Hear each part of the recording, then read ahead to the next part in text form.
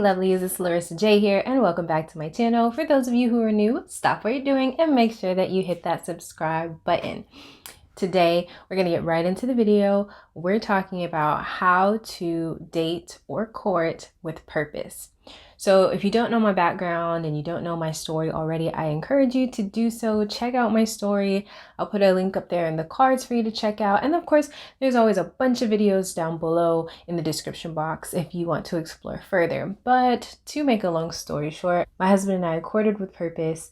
And after just a few months, under a year, we went from meeting and beginning a courtship to being married. So it was a short process for us, but we were definitely courting with purpose. And so today I want to explain to you how you can court with purpose. Some people are content with just dating around and enjoying companionship and getting to know people, while others have an end goal in mind. And most of the time, that end goal is marriage. For me, when I was single, my end goal was to get married. I was dating and courting and getting to know people for the purpose of marriage because I knew that I wanted to be married, and lo and behold, I am, and it's amazing.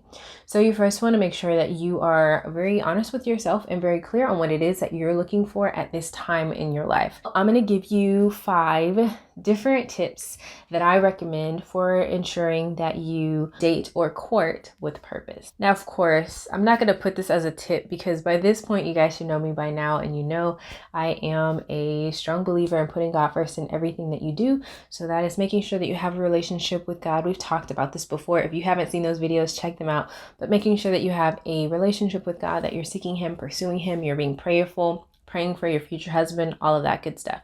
So I'm not going to put that as one of my tips. I consider that as kind of like a given. You should already be doing that.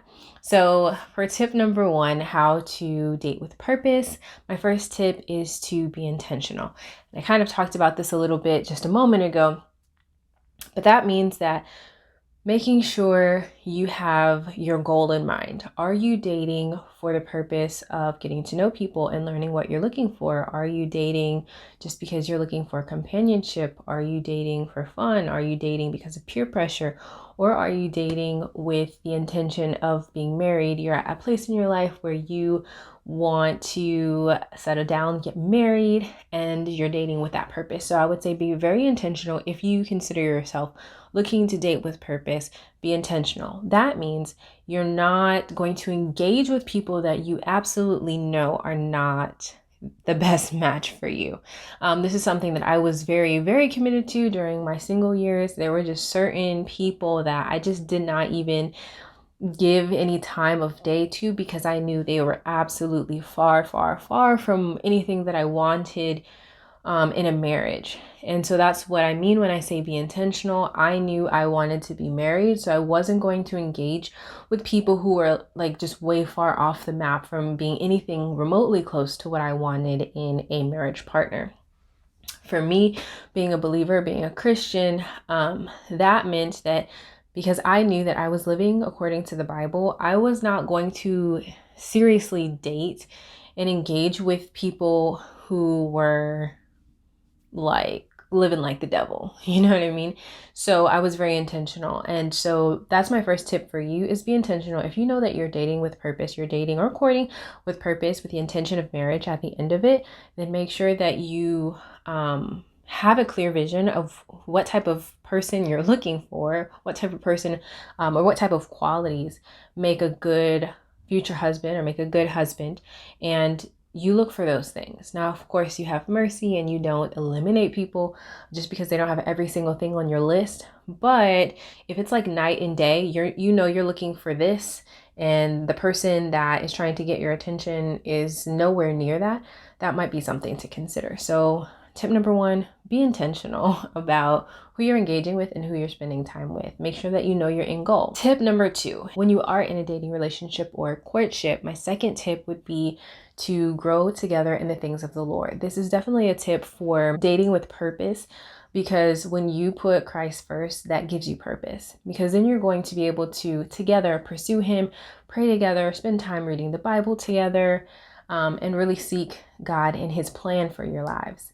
He will be the one to give you direction, and he will let you know if you continue in the relationship or if it's time to end the relationship, what sorts of things that he wants you guys to pursue together in that relationship. Really allowing the Lord to lead you in that relationship will help to give it purpose, and it will give you greater clarity on what the Lord says about the relationship that you're currently in. Again, when my husband and I were in our courtship, we were very committed to making sure that it was a Christ-centered relationship. We prayed together, we read the Bible together, we had our little Bible studies. We also obviously had our own personal relationships with the Lord. I would personally go into my prayer closet and just take certain things before God and really get clarity. We prayed about things together, and we also prayed about those same things in our own personal time with the Lord, just to get clarity and making sure that we were being led. And that really helped give our courtship some purpose. Number 3, I would say be prunable. And what that means is allow the Lord to work in your heart. If there are things, and we all have things, if there are things in your heart and things about your character that the Lord is leading you to make adjustments in, yield to that and make those adjustments. Be willing to cultivate good habits and get rid of the bad habits. Of course, with dating with purpose, you're seeking to be married one day. And so you want to make sure that you have as many good qualities in preparation for marriage, so that you're not scrambling during the marriage trying to get the preliminary things done. So I would say be prunable. If the Lord is dealing with your heart on removing certain things or changing certain things, do it. And that can even happen even now during your single season. For me, during my single season, even before I met my husband, there were some things that the Lord was dealing with my heart on just making certain adjustments.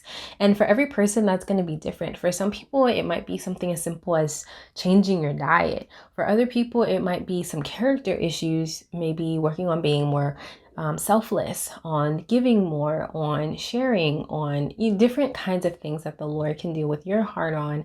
But whenever that does happen, be prunable and allow him to remove some things in your heart that just shouldn't be there, that are not in line with his word, and also cultivate good habits.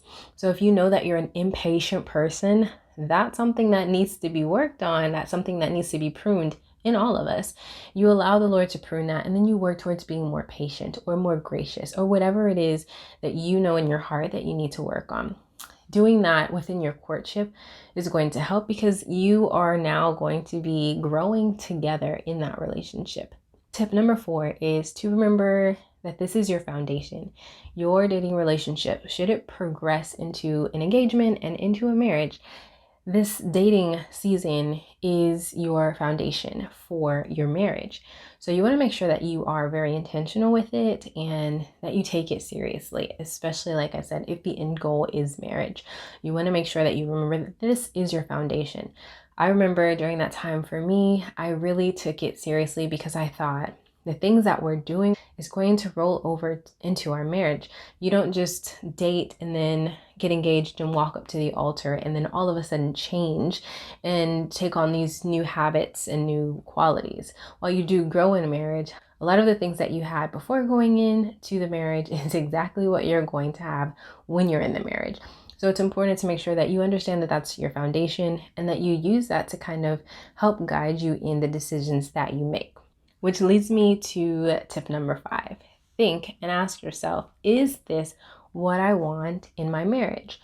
So again, during that time for me, like I said, I was very intentional about that. I took it very seriously. And I remember specifically thinking, I think it was like the way that we, my husband and I, when we were courting and we were engaged, the way that we communicated with each other. I really appreciated the way that we communicated with each other then. And I thought, wow, this is going to be really good, because this is how we're going to communicate with each other when we get married. Another thing that I remember thinking specifically about was the fact that my husband, at that time, he was opening the doors for me, and that was just a part of who he was. And so sure enough, we got married and he would still open the doors for me. That's something that just carried over from our courtship to our engagement to our marriage. To this day, he still opens my doors. So I would say make sure that you think and ask yourself, whatever's going on, however we're treating each other, however we're communicating, are these things that I want to see in my marriage? Now, if the answer is no, then of course you want to make some adjustments. But like I said, people don't just change overnight when they say I do. Those same little qualities and quirks and behaviors and actions will still roll over into the marriage until you decide to make adjustments to those things. So when you ask yourself, is this what I would like in my marriage? If the answer is no, make adjustments. If the answer is yes, that's awesome, because most likely those things, if that's really a part of who you guys are, that's not going to change. So those 5 things would be my tips for if you are trying to date or court with purpose. Make sure that you are intentional, that you know that what your end goal is. Make sure that you seek God together, go before the Lord together. Make sure that you're prunable and you cultivate good habits. Remember that this is your foundation for your future marriage, and ask yourself periodically, is this something that I would like to see in a marriage? Hopefully you found this video helpful, and I look forward to seeing you guys in the next video. Bye.